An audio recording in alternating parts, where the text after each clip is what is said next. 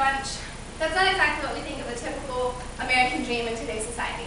A lot of people are concerned with the next job promotion, making the big dollars, having the next best gadget, keeping up with the Joneses, basically.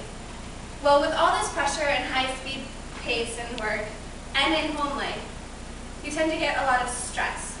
Many people do not know how to handle that stress in ways that can benefit us. Today, through careful research and with expert advice, I'm going to hopefully give you some ideas that you can take that stress at your home, at your work, using time management and focus it to help it better you. First, let's go ahead and define what stress and time management is. Stress is defined in the Webster Dictionary as pressure or strain, a force that induces mental or bodily tension. Another expert, Susan Heathfield, she defines stress as both a physical and mental tension brought on by major life changes, such as death of the family, maybe getting married, having a kid, buying a new home, or sudden unexpected planned events, car accidents, things like that. Time management is defined in the Webster's Dictionary basically as the act or the art of controlling or handling a period during which a certain event is supposed to occur or which an action is performed.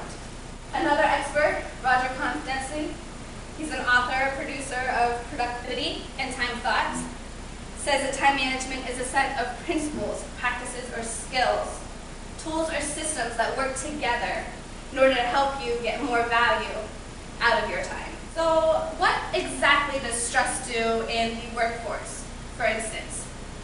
Well, according to our expert, Susan Heathfield, it causes behavioral problems, such as you can become irritable. Therefore, your relationships with your coworkers and your supervisor can go downhill. You could be at each other's throats. You can be constantly upset with each other. That can cause you to miss deadlines, cause you to procrastinate, cause you to feel fatigue. A lot of people, this will affect them because a lot of people, if you're in your dream job, so to speak, you have a deep connection to that job. You have a deep connection to those coworkers. You don't want those relationships to be messed up or have any tension with them based on the stress. So our expert, Carter McNulty, consultant for authenticity, says that it also affects your relationships at work by a lack of communication as well. Again, that brings on that you're irritable. You don't want to deal with that person. So that lack of communication can cause things to get messed up. And again, that'll lead to your late deadlines. One of the ways that we can combat that is explained to us by Sarah Ellington and her friend Stephanie Triplett. They say that what you can do is have set times, set breaks, 10 minutes here, 10 minutes there. Sit down with your coworkers and talk things out. Make sure that there's the communication again. When we move into our home life now, you can take some of what you have at work, that irritability, that stress, missing deadlines, procrastination, you bring that home with you. That then affects your home relationships with your husband and with your children. You can become irritable with them and at their throats, yelling at them. That puts more pressure on the child and on your husband, thinking, why is mommy always mad? Or why is my wife not taking care of things that she used to? This then will lead to physical and mental breakdowns of your own body, such as fatigue. You're getting this lack of sleep. That'll lead to, getting sick, headaches, back pains, things like that. Many ways that we can combat this stress. There's a couple different methods I want to talk about. The first one is having a daily planner or a journal. Our expert, Susan, says by having a daily planner or a weekly planner, you can write down exactly what you did that day, exactly what you were supposed to do that day, and see if everything adds up. It enables you to keep a log of where your time is going. So you're not thinking, well, I had 4 days to do this project for work, or I had 3 days to get this at home done, and all of a sudden it's due and there's no more time, you don't know what happened. Another one of the better methods that they tell us about comes from our expert Carter McNulty from Authenticity, states that you can make lists, priorities, your to-do list for that day, your goals for that week. Make sure you know exactly what needs to be done at home and at work. Then you prioritize that.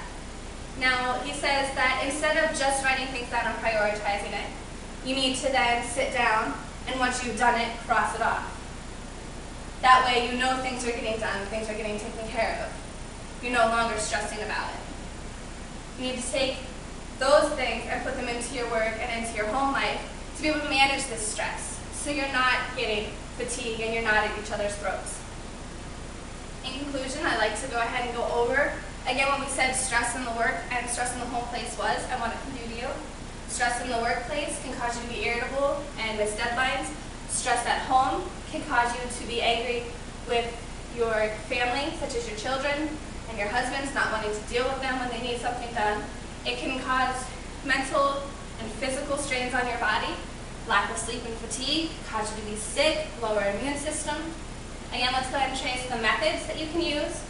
Our daily planners, keeping a log or a journal, and also your to-do lists. Now I urge you to take these things that I've given you, to go home, reevaluate your life in the home and in the work, and maybe apply some of these methods. See how they can help you reduce your stress, and then see what a stress-free life or a reduced stress life can feel like for you, and tell me that you don't feel better. Thank you.